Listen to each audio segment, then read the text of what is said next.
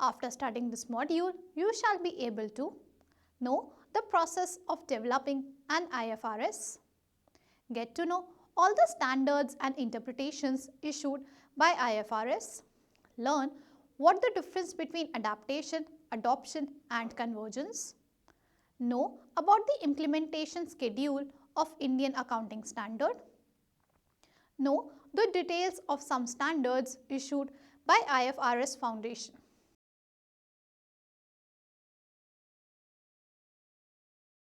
In this module, we shall study about International Financial Reporting. International Financial Reporting Standards IFRS are developed through an international consultation process, the due process, which involves interested individuals and organizations from around the world. The due process comprises 6 stages, with the trustees of the IFRS Foundation having the opportunity to ensure compliance at various points throughout. First, setting the agenda. The IASB evaluates the merits of adding a potential item to its agenda by evaluating the following. First, considers the relevance to users of the information and the reliability of information that could be provided if a new standard is developed. Second, the possibility of increasing conversions because of the development of the new standards. Third, resource constraints, if any, in the development process. Second, planning the project. After adding the agenda, IASB make an execution plan where it is being decided that whether the project would be done alone by IASB itself or with the collaboration with someone. Third, developing and publishing the discussion paper including public consultation. Although a discussion paper is not mandatory, the IASB normally publishes it as its first publication on any major new topic to explain the issue and solicit early comment from constituents. If the IASB decides to omit this step, it will state why. Typically, a discussion paper includes A. A comprehensive overview of the issue, B. Possible approaches in addressing the issue, C.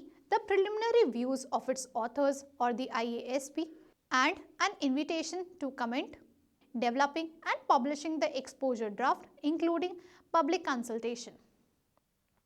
Publication of an exposure draft is a mandatory step in due process. Irrespective of whether the IASB has published a discussion paper, an exposure draft is the IASB's main vehicle for consulting the public. Unlike a discussion paper, an exposure draft sets out a specific proposal in the form of a proposed standard or amendment to an existing standard. The development of an exposure draft begins with the IASB considering first, issues on the basis of staff research and recommendations. Second, comments received on any discussion paper. And third, suggestions made by the IFRS Advisory Council, consultative groups and accounting standard setters, and arising from public education sessions. After resolving issues at its meeting, the IASB instructs the staff to draft the exposure draft. When the draft has been completed and the IASB has balloted on it, the IASB publishes it for public comment. Next, developing and publishing the standard. The development of an IFRS is carried out during IASB meetings when the IASB considers the comments received on the exposure draft. After resolving issues arising from the exposure draft, the IASB considers whether it should expose its revised proposals for public comment, for example, by publishing a second exposure draft. In considering the need for re-exposure, the IASB identifies substantial issues that emerged during the comment period on the exposure draft that it had not previously considered, assesses the evidence that it has considered, evaluates whether it has sufficiently understood the issues and actively sought the views of constituents, and considers whether the various viewpoints were aired in the exposure draft and adequately discussed and reviewed in the basis for conclusions. Next, drafting the IFRS. The IASB's decision on whether to publish its revised proposals for another round of comments is made in an IASB meeting. If the IASB decides that re-exposure is necessary, the due process to be followed is the same as for the first exposure draft. When the IASB is satisfied that it has reached a conclusion on the issues arising from the exposure draft, it instructs the staff to draft the IFRS. Finally, after the due process is completed, all outstanding issues are resolved and the IASB members have balloted in favor of publication. The IFRS is issued. Sixth, procedures after an IFRS are issued. After an IFRS is issued, the staff and the IASB members hold regular meetings with interested parties, including other standard setting bodies, to help understand unanticipated issues related to the practical implementation and potential impact of its proposals. With the reorganization of International Accounting Standard Committee IASC to IFRS Foundation, there has been a change in various nomenclatures that are used. All the standards and interpretation that IASB has issued till 2001 were known as International Accounting Standards IAS and SIC respectively, whereas now all these standards and interpretations that are issued by the new body are known as International Financial Reporting Standards IFRS and IFRIC respectively.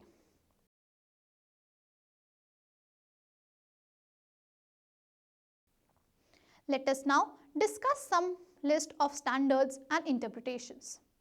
Here is the list of all standards and interpretations issued by IFRS Foundation and its predecessor IASB. International Financial Reporting Standards IFRS. IFRS 1.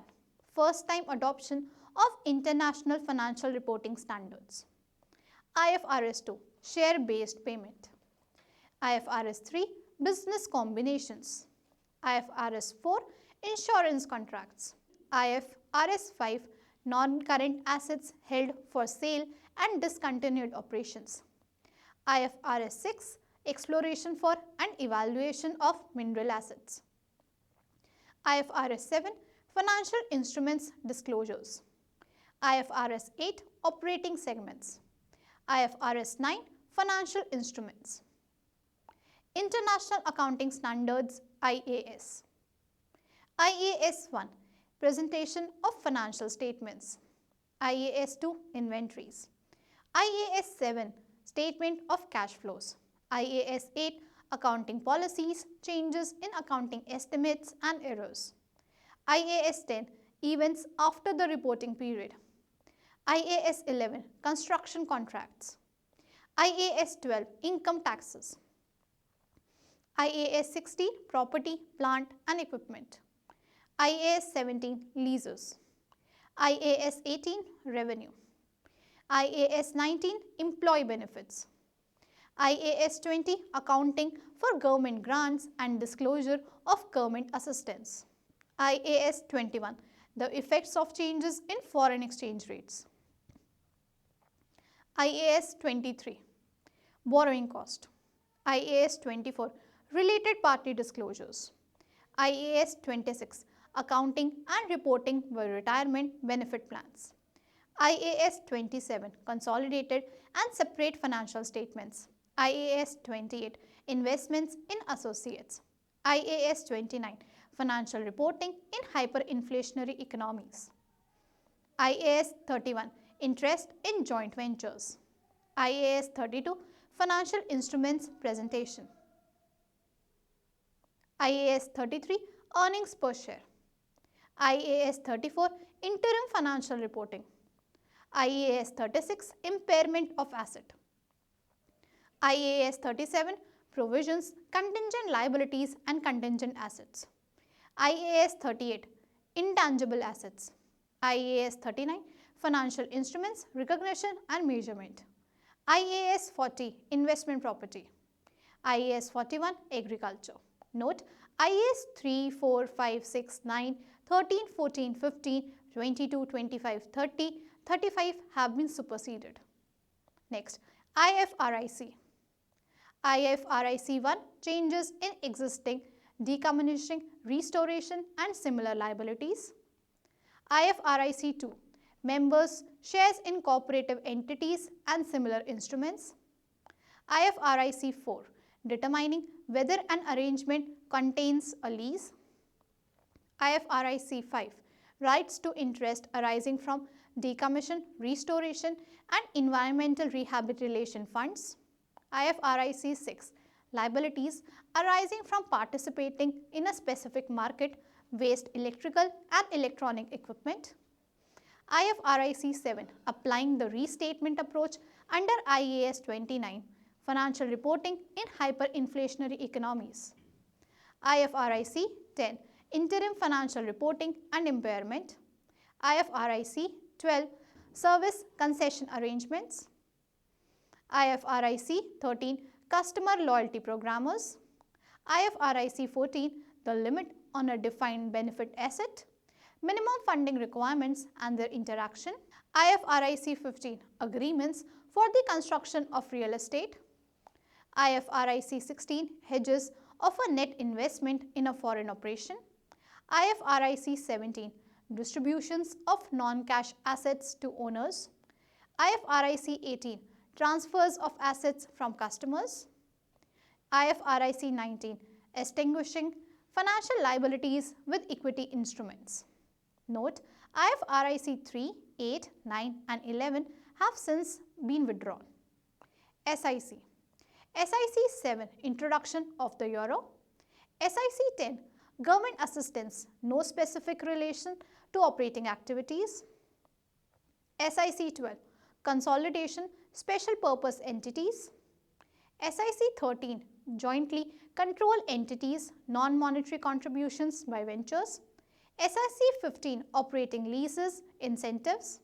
SIC 25 income taxes, changes in the tax status of an enterprise or its shareholders. SIC 27 evaluating the substance of transactions in the legal form of a lease. SIC 29 service concession arrangements disclosures. SIC 31 revenue barter transactions involving advertising services. SIC 32 intangible assets website cost. Note, SIC 1, 2, 3, 4, 5, 6, 8, 9, 11, 12, 13, 14, 16, 17, 18, 19, 20, 21, 22, 23, 24, 26, 28, 30, 33 have been superseded.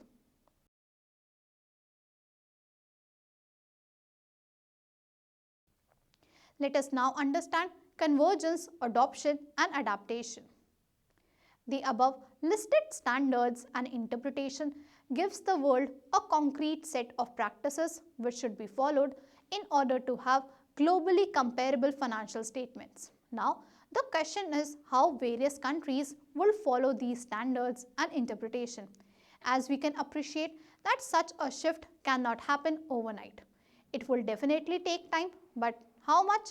Nobody knows. All the countries want to follow such a system which will place them in advantageous position and make them more attractive destination for foreign capital. But starting to follow a system of uniform standards is a very complex process. As we already know that many countries came out with deadlines for following IFRS, but could not meet them and the process was delayed. In the case of India, we had an implementation date of 1st April 2011, but it was not materialized and delayed. For other countries, also implementation has been delayed. What countries need to do for implementation of IFRS? The first step would be the need to converge their accounting standards to IFRS. Convergence refers to the process of establishing a single set of accounting standards that will be used internationally. So, any step taken by a country to make its accounting standard similar to IFRS would be known as convergence. A country can directly adopt the standards and interpretations issued by IFRS Foundation. Adoption process is not that simple as it sounds, and every country can't right away adopt the standards as business environments differ widely from one country to the next. And so, there is no guarantee that the IFRS are the best for all countries. Then, what are countries doing to implement IFRS? They are adapting it rather than a plain adoption. Standards given by IFRS Foundation are being modified to meet the specific differences in the business environment. This is what many countries including India have done. IFRS are known as principle-based standards that do not prescribe detailed rules, leaving the task of actual accounting processing to the discretion of individual companies and auditors. Transactions of similar nature may therefore be processed quite differently according to how they are interpreted by each company. This can easily give rise to window dressing. So, adaptation makes more sense than adoption as it will limit the discretion of the preparer of the accounts.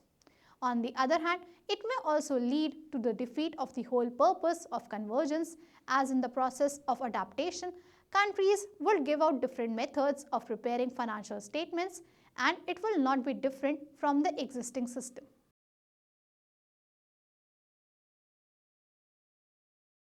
Moving on to Indian AS implementation schedule.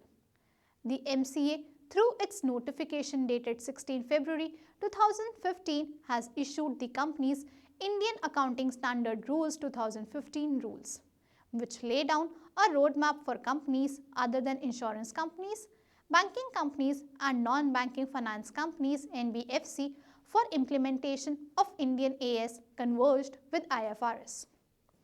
A. Implementation will take place in two phases. Under phase 1, all the listed and unlisted companies whose net worth is equal or more than Rs 500 crores are included. Companies under phase 1 would have to mandatory implement Indian AS from 1st April 2016. B. Companies under phase 2 have to mandatorily implement Indian AS from 1st April 2017. It includes all the listed companies and as well as the companies that are in the process of getting listed. In addition to listed companies, unlisted companies with net worth equal or more than Rs 250 crores are also included. Although companies can implement Indian Accounting Standard voluntarily from 1st April 2015. This notification is also applicable to group companies, holding subsidiaries, joint ventures or associates of companies covered in A and B above. This may also impact fellow subsidiary companies while preparing CFS of the holding company.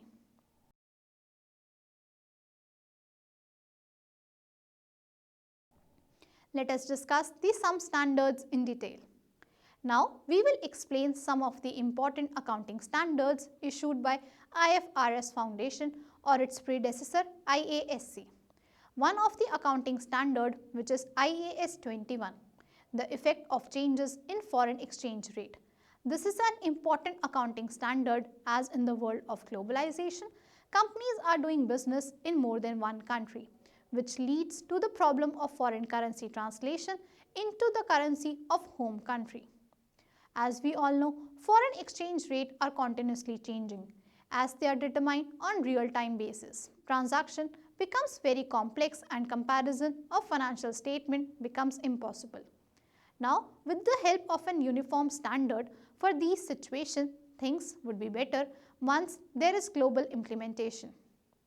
In particular, IAS 21 gives the methods of this conversion and reduces ambiguity. An entity may carry on foreign activities in two ways. It may have transactions in foreign currencies or it may have foreign operations. The objective of this standard is to prescribe how to include foreign currency transactions and foreign operations in the financial statements of an entity and how to translate financial statements into a presentation currency.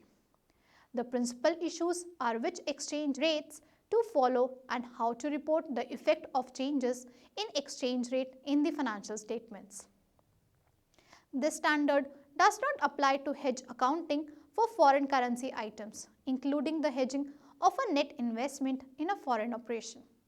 A foreign currency transaction shall be recorded on initial recognition in the functional currency by applying to the foreign currency amount the spot exchange rate between the functional currency and the foreign currency at the date of the transaction. At the end of each reporting period, A.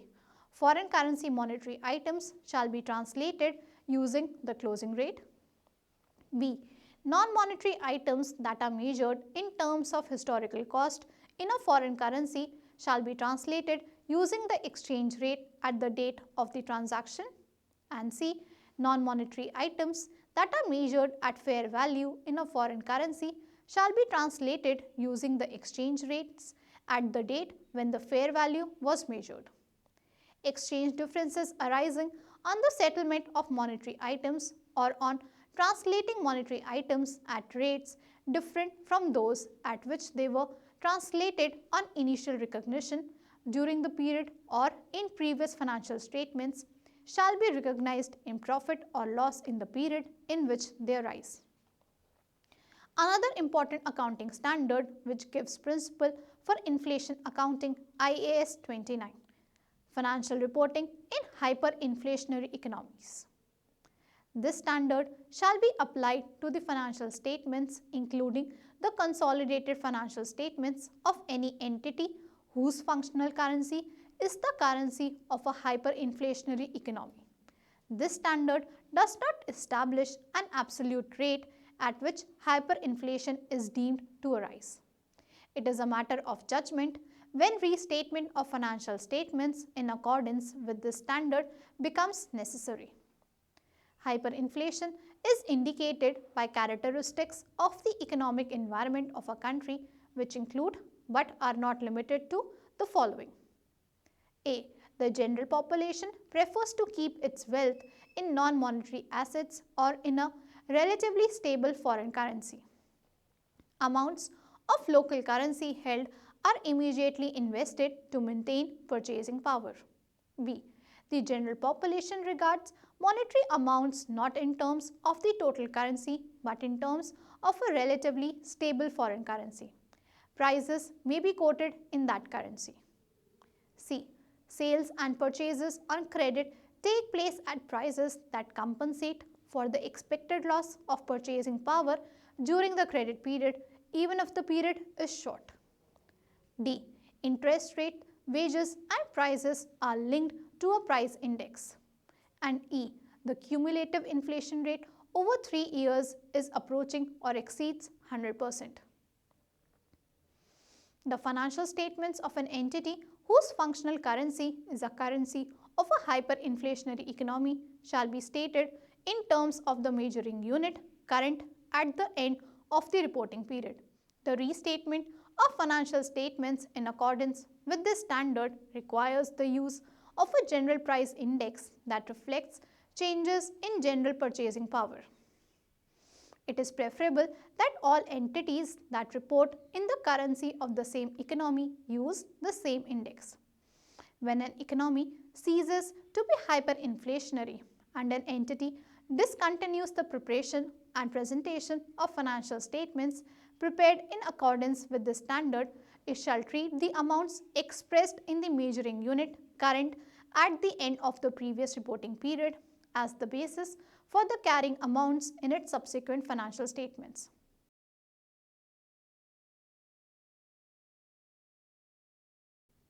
Let us now recapitulate what we have learned so far.